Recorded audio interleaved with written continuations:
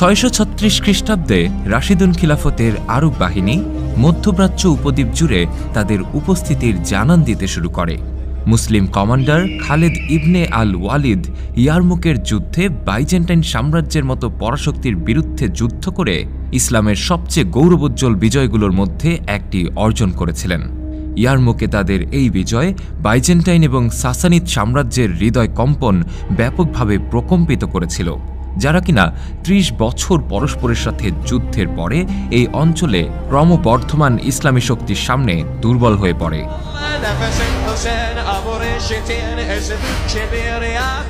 মুসলিম খলিফা উমর রাদিয়াল্লাহু তাআলা আনহু সে সময় দুর্বল সাসানিদ সাম্রাজ্যকে পুনরায় আক্রমণ করার উদ্দেশ্যে সমগ্র আরব থেকে নতুন সৈন্যবাহিনী জড়ো করতে শুরু করেন। খলিফা উমর রাদিয়াল্লাহু তাআলা আনহু কুরাইশ গোত্রের একজন গুরুত্বপূর্ণ সদস্য সাদ ইবনে আবি ওয়াকাসকে নিযুক্ত করেছিলেন এই সেনাবাহিনীর কমান্ডার হিসেবে। সাদ ইবনে আবি ওয়াকাস ছিলেন সপ্তম ব্যক্তি যিনি ইসলাম গ্রহণ করেন এবং তিনি নবী হজরত মুহাম্মদ সাল্লাল্লাহু আলাইহি ওয়াসাল্লামের একজন সঙ্গীও ছিলেন। এমন একজন সম্মানিত মুসলিম জেনারেলের নিছক উপস্থিতি আরবদের একটি অসাধারণ সেনাবাহিনীতে রূপান্তর করে।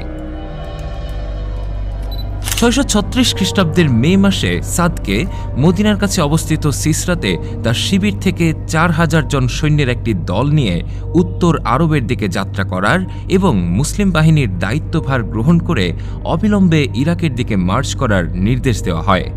একজন জেনারেল হিসেবে তার অনভিজ্ঞতার কারণে তাকে গুরুত্বপূর্ণ সিদ্ধান্ত নেওয়ার আগে অভিজ্ঞ কমান্ডারদের পরামর্শ নেওয়ার জন্য খলিফা উমর রাদিয়াল্লাহু তাআলা আনহু নির্দেশ দিলেন। ওমর তাকে কুফা থেকে ৩০ মাইল দূরে একটি ছোট্ট শহর আল কাসিদিয়ায় থামতে আদেশ দেন। ইয়ারমুকের যুদ্ধে বাইজেন্টাইন সেনাবাহিনীর বিরুদ্ধে বিজয়ের পর খলিফা উমর আবু উবাইদাকে আল কাদিসিয়ায় রিইনফোর্সমেন্টের একটি দল পাঠানোর জন্য অবিলম্বে আদেশ পাঠান। উপরন্তু ইয়ারমুকের ৫,০০০ ভেটেরান্সের একটি বাহিনীকেও আল কাদিসিয়ায় পাঠানো হয়, যারা যুদ্ধের দ্বিতীয় দিনে পৌঁছেছিল, যা আরব সাসানিদের যুদ্ধে একটি গুরুত্বপূর্ণ পয়েন্ট হিসেবে প্রমাণিত হয়েছিল। ৬৩৬ সালের জুলাই থেকে ৭,০০০ অশ্বারোহী সহ ৩০,০০০ সৈন্য নিয়ে আরবরা আল কাদিসিয়াতে তাদের শিবির স্থাপন করে। সিরিয়া থেকে এবং স্থানীয় আরব মিত্রদের দ্বারা এই সৈন্যদলকে আরও শক্তিশালী করা হলে এর শক্তি বেড়ে ৩৬,০০০ সদস্যে উপনীত হয়। উমর সাদকে তৃতীয় ইয়াজদেগার্ড এবং সাসানিয়ান সেনাবাহিনীর জেনারেল রোস্তম ফাররুখজাদের কাছে দূত পাঠানোর নির্দেশ দেন এবং তাদেরকে ইসলামে ধর্মান্তরিত করার আমন্ত্রণ জানান। পরবর্তী ৩ মাস ধরে আরব এবং সাসানীয়দের মধ্যে আলোচনা চলতে থাকে। ৬৩৬ খ্রিস্টাব্দের জুলাই মাসে রোস্তমের নেতৃত্বে সাসানীদের বাহিনী আল কাদিসিয়ায় পৌঁছে এবং আতিক নদীর পূর্ব তীরে তাদের অত্যন্ত সুরক্ষিত সৈন্য শিবির স্থাপন করে। আতিক নদীর উপর একটি সেতু ছিল, যা ছিল প্রধান সাসানীয় শিবিরে যাওয়ার একমাত্র পথ, যদিও তাদের নদী পার হওয়ার জন্য নৌকা রিজার্ভ ছিল। প্রায় ৬০,০০০ সৈন্যে পরিপূর্ণ শক্তিশালী এই সাসানিদ সৈন্যবাহিনী ৩টি প্রধান ভাগে বিভক্ত করা হয়: পদাতিক, ভারী অশ্বারোহী এবং এলিফ্যান্ট কোর। হাতিগুলোকে ভারতের পারস্য প্রদেশ থেকে প্রশিক্ষিত করে আনার জন্য হাতির এই কোর ভারতীয় কোর নামেও পরিচিত ছিল। ১৬ই নভেম্বর ৬৩৬-এ সাসানিদ সেনাবাহিনী আতিকের পশ্চিম তীর অতিক্রম করে এবং রোস্তম তার ৪৫,০০০ পদাতিককে ৪টি ডিভিশনে মোতায়েন করে। প্রতিটি ডিভিশন অন্যটি থেকে প্রায় ১৫০ মিটার দূরে থাকে। ১৫,০০০ অশ্বারোহীকে ৪টি ডিভিশনের মধ্যে বিভক্ত করা হয় আক্রমণ এবং পাল্টা আক্রমণের জন্য। আল কাদিসিয়ায় যুদ্ধের ময়দান প্রায় ৪ কিলোমিটার দীর্ঘ ছিল। সাসানিদের সর্বডানে হুরমুজান, ডান কেন্দ্রে জালিনুস, পেছনে প্রহরী পেরুজান এবং মেহরান বাম দিকে পাহারায় নিযুক্ত ছিল। রোস্তম নিজে একটি উঁচু আসনে বসেন, যেটি ছিল নদীর পশ্চিম তীরের কাছে একটি ছাউনি দ্বারা বেষ্টিত ছায়াযুক্ত স্থানে। এটি ছিল ডান দিকের কেন্দ্রভাগে, যেখান থেকে তিনি যুদ্ধক্ষেত্রের বিস্তৃত দৃশ্য পর্যবেক্ষণ করতে পারেন। তার পাশ থেকে ওড়ানো হল সাসানির পার্সিয়ানদের প্রতীক ডেরাফশ কাভিয়ানি। তথ্য আদান প্রদানের জন্য রোস্তম যুদ্ধক্ষেত্র এবং সাসানিড ক্যাপিটাল চেটেসিফোনের মধ্যে কিছু নির্দিষ্ট দূরত্ব ব্যবধানে তার লোকদের মোতায়েন করেন। তবে রোস্তম ফারুখজাদ যুদ্ধ এড়াতে সর্বাত্মক চেষ্টা করেন এবং আরও একবার শান্তি আলোচনার প্রস্তাব করেন। সাদ রাবি বিন আমির এবং পরে মুগিরা বিন জুরারাকে আলোচনার জন্য পাঠানো হয়। রুস্তম শান্তিপূর্ণ ফলাফল বেছে নিতে আরবদের উদ্বুদ্ধ করার চেষ্টা করেন। তোমরা আমাদের প্রতিবেশী, তোমাদের মধ্যে কেউ কেউ আমাদের দেশেরই ছিলে এবং আমরা তাদের প্রতি যত্নবান ছিলাম। তাদের আমরা সব প্রকার বিপদাপদ থেকে রক্ষা করেছি। আমরা তাদেরকে সব রকমভাবেই সাহায্য করেছি। তারা তাদের পশুপালকে আমাদের চারণভূমিতে চড়াতে নিয়ে এসেছিল। আমরা তাদের আমাদের জমি থেকে খাদ্য সামগ্রী দিয়েছি। আমরা তাদের আমাদের জমিতে ব্যবসা করতে দিয়েছি।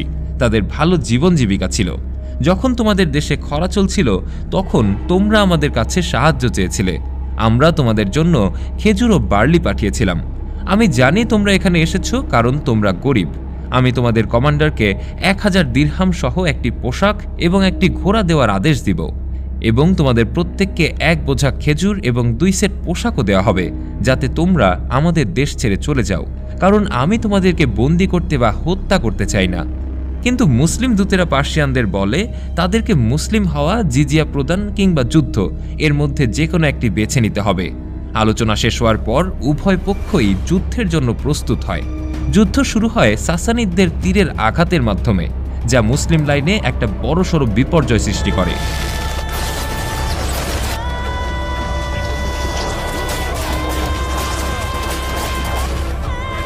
মুসলিম তীরন্দাজরাও তীর নিক্ষেপ শুরু করে, যদিও তাদের নিম্নমানের ধনুক এবং তীরগুলো সাসানিদ সৈন্যদের উন্নত এবং ভারী বর্মের বিরুদ্ধে খুব একটা কার্যকর হয় না।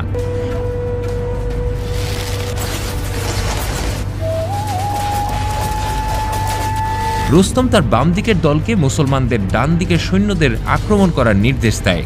সাসানিদদের দিক থেকে হস্তি বাহিনী আক্রমণ শুরু করে। ডান দিকের মুসলিম সেনাপতি আবদুল্লাহ ইবনে আল মুতিম ডান দিকের অশ্বারোহী সেনাপতি জারির ইবনে আবদুল্লাহকে সাসানিদ হাতিদের মোকাবেলা করার নির্দেশ দেন। তবে জারিরের অশ্বারোহীরা বৃহৎ হাতিদের ভয়ে সামনে এগোতে পারে না। হস্তি বাহিনী অগ্রসর হতে থাকে এবং মুসলিম বাহিনী তাদের প্রতিরোধ করার জন্য প্রস্তুতি নিতে থাকে।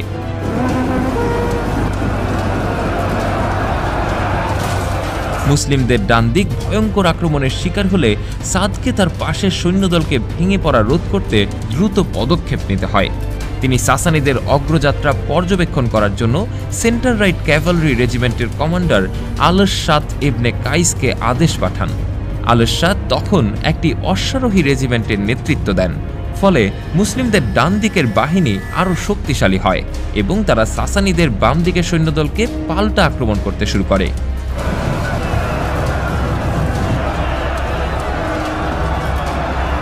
মুসলিম অশ্বারোহী বাহিনী তাদের এই কৌশলে সফল হয়। তারা সাসানিদদের অগ্রযাত্রা থামাতে এবং ধীরে ধীরে তাদের পেছনে ঠেলে দিতে শুরু করে। মুসলিম সেনাপতি আসিম তার তীরন্দাজদেরকে হাতির উপর থাকা লোকদের হত্যা করার নির্দেশ দেন এবং পদাতিক বাহিনীকে স্যাডেলের ঘের কেটে দেওয়ার নির্দেশ দেন। এই কৌশলটি খুব ভালো কাজে দেয়, যার ফলে সাসানিদরা তাদের হাতিগুলোকে যুদ্ধক্ষেত্র থেকে সরিয়ে নেয়। এ সময় রুস্তম তার বাম কেন্দ্রকে মুসলমানদের ডান কেন্দ্র বরাবর অগ্রসর হওয়ার নির্দেশ দেয়।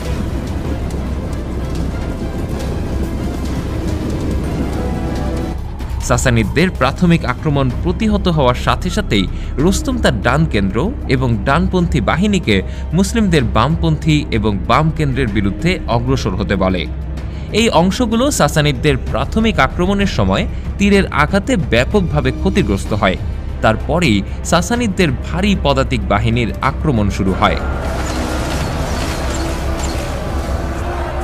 রুস্তমের নিজের সৈন্যদের প্রতি পূর্ণ আস্থা ছিল।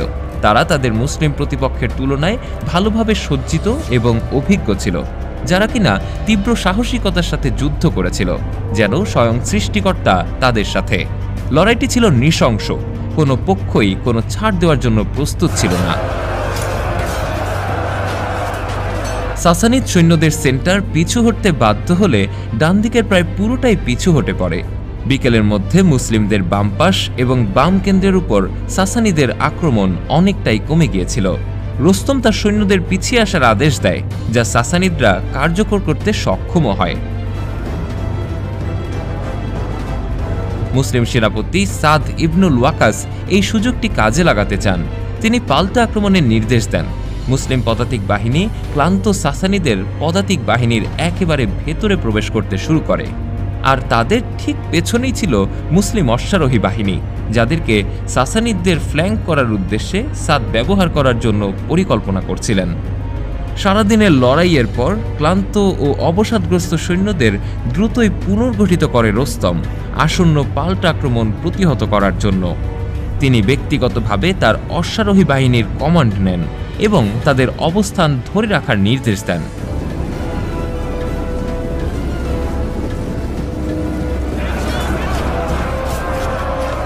এরপর মুসলিম অশ্বারোহীরা রোস্তমের ফরমেশনের মাঝে উন্মোচিত ফাঁকগুলোতে পূর্ণ শক্তিতে পাশ থেকে আক্রমণ করে। রোস্তম তাদের উন্মুক্ত ফ্লাঙ্কে আক্রমণ ঠেকাতে তথা মুসলিম বাহিনীর উদ্দেশ্য ব্যর্থ করতে তার অশ্বারোহী বাহিনীকে নির্দেশ দেয়।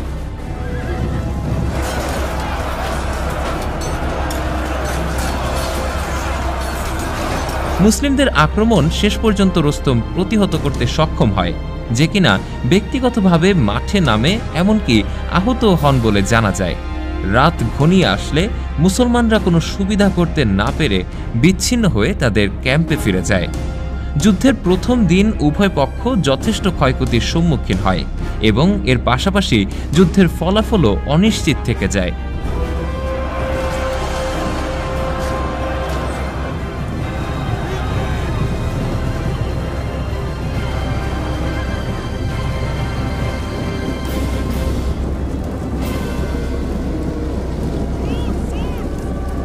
পরের দিন দুপুরে সিরিয়া থেকে মুসলিম বাহিনীর জন্য রিইনফোর্সমেন্ট এসে পৌঁছায়। প্রথমে আল কাকা ইবনে আমর আল তামিমের অধীনে একজন প্রহরী উপস্থিত হন। এরপরে সেনাবাহিনী আসে কমান্ডার হাশিম ইবনে উতবার অধীনে, যিনি কিনা সাআদের ভাতিজা ছিলেন।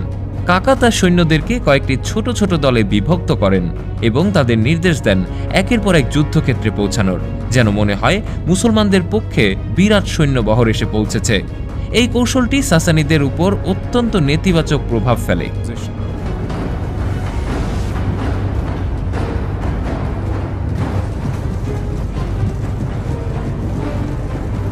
এখন একদিকে সিরিয়া থেকে আগত আরবদের নতুন সৈন্যদল, অপরদিকে সম্পূর্ণ বিশ্রামরত সৈন্যবাহিনী, এবং একই সাথে সেদিন সাসানিদ বাহিনীতে যুদ্ধকারী কোনো হাতিও ছিল না। সাদ এই সুযোগটা কাজে লাগিয়ে যে কোনো ধরনের অগ্রগতি লাভের চিন্তা করেন, তাই তিনি আক্রমণের নির্দেশ দেন। 4টি মুসলিম সৈন্যদলই আক্রমণের উদ্দেশ্যে এগিয়ে যায়।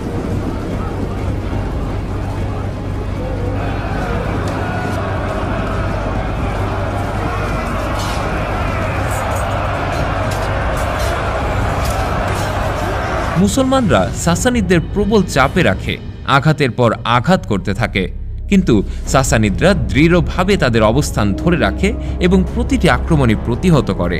মুসলমানরা পুনর্গঠিত হওয়ার উদ্দেশ্যে কিছুটা পিছু হটে আসে। এতে তারা এবং সাসানিদরা উভয় পক্ষই কিছুটা স্বস্তি পায়। মুসলমানদের পিছু হটার সময় সাসানিদরা তাদের ভারী অশ্বারোহী সৈন্যবাহিনীকে মুসলমানদের উপর আক্রমণ করার নির্দেশ দেয়। মুসলিম কমান্ডার কাকা এটি লক্ষ্য করেন এবং তাদের উটগুলোকে ছদ্মবেশের মাধ্যমে অদ্ভুত দানবের মতো করে ফেলার একটি অসাধারণ বুদ্ধি অবলম্বন করেন। তারপর এই উটগুলোকে মুসলিম লাইনের একেবারে সামনে নিয়ে আসে। তাদের দেখে সাসানিদের ঘোড়াগুলো ভয় পেয়ে ঘুরে দাঁড়ায়। সাসানিদ অশ্বারোহী বাহিনীর মধ্যে সৃষ্টি হওয়া এই বিশৃঙ্খলা তাদের বাম কেন্দ্রের পদাতিক বাহিনীকে পুরোপুরি অরক্ষিত করে ফেলে।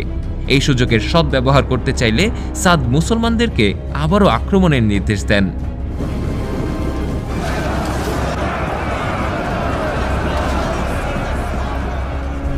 মুসলিম কমান্ডার কাকা ইবনে উমর রুস্তমকে হত্যা করার পরিকল্পনা করেন এবং তার সিরিয়ান দল থেকে মুবারিজ্জুনদের একটি দলকে সাসানিদের ডান কেন্দ্র হয়ে রুস্তমের সদর দফতরের দিকে অগ্রসরের নেতৃত্ব দেন, যারা কিনা ইয়ারমুকের যুদ্ধের ভেটেরানসও ছিলেন।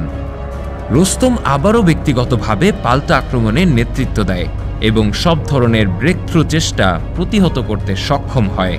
সন্ধ্যার সময় দুই সেনাবাহিনী তাদের স্ব শিবিরে ফিরে আসে।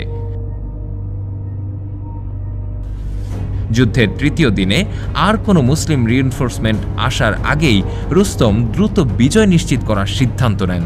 এই উদ্দেশ্যে রুস্তম তার সমগ্র শক্তি প্রয়োগ করে মুসলিম ফ্রন্ট বরাবর আক্রমণের নির্দেশ দেয়।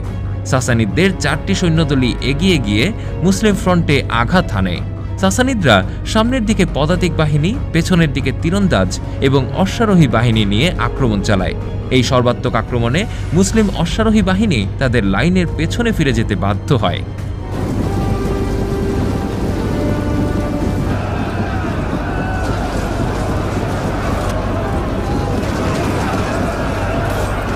এই পর্যায়ে মুসলমানরা যুদ্ধক্ষেত্র থেকে সাসানিদদের প্রায় সবকটা যুদ্ধহাতি অপসারণ করতে সফল হয়। অবশিষ্ট ভীত হাতির পাল সাসানিদ র্যাঙ্কের মধ্য দিয়ে ছুটে এসে নদীতে নেমে যায়। দুপুর নাগাদ যুদ্ধের মোড় ঘুরে যায়, কেননা যুদ্ধক্ষেত্রে কোনো হাতি অবশিষ্ট ছিল না।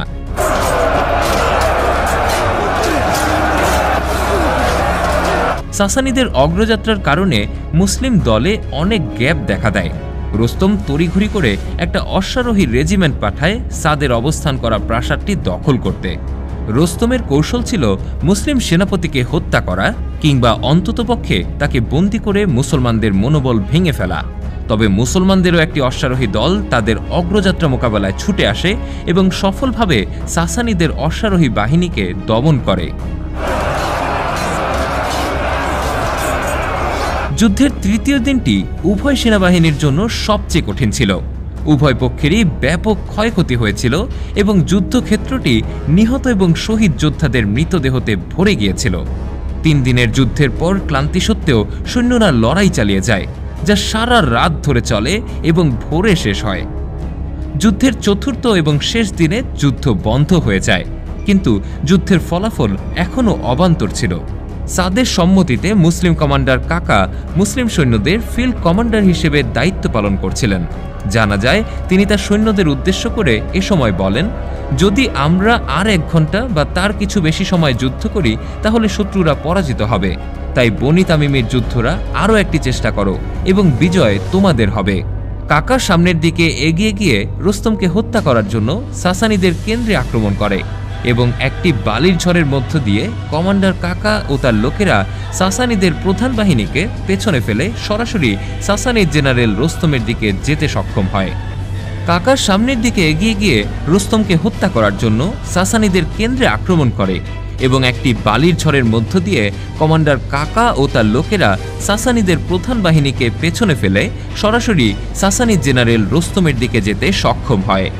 বালির ঝড়ের কারণে সাসানিদ জেনারেল এবং তার প্রহরীরা বিচ্ছিন্ন হয়ে পড়ে।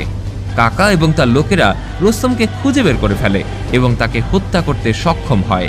সাসানিদ যোদ্ধারা যুদ্ধ চালিয়ে যায় যতক্ষণ না পর্যন্ত তাদের নেতার মৃত্যুর খবর পুরো সৈন্যদলের মাঝে ছড়িয়ে পড়ে, যা তাদের মধ্যে আতঙ্কের সৃষ্টি করে। ফলে সৈন্যরা নদীর দিক দিয়ে পালাতে শুরু করে।